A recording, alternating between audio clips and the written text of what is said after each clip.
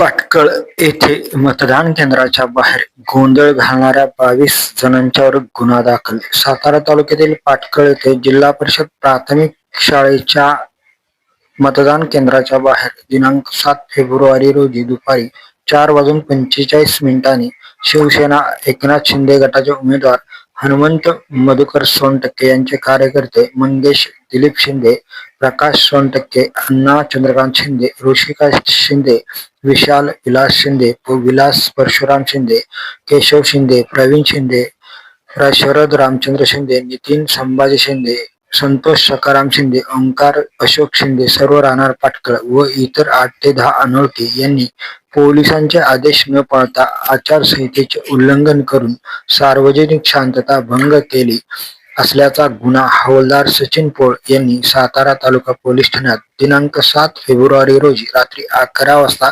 दाखल केलेला आहे. याचा तपास सातारा तालुका पोलीस ठाण्याचे पोलीस उपनिरीक्षक शिंदे हे करत आहेत. रात्री सातारा तालुका पोलिसांचे पाटकळ येथे संचलन झाले. मोठा पोलीस बंदोबस्त पाटकळ गावात होता.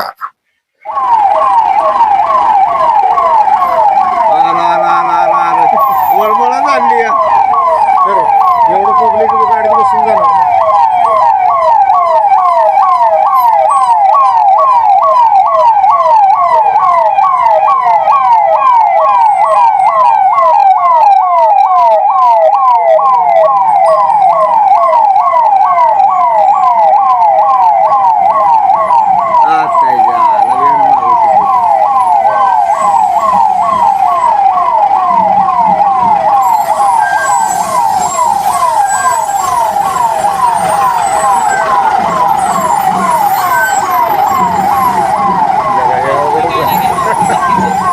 पाटकळला सुट्टी नाही आता.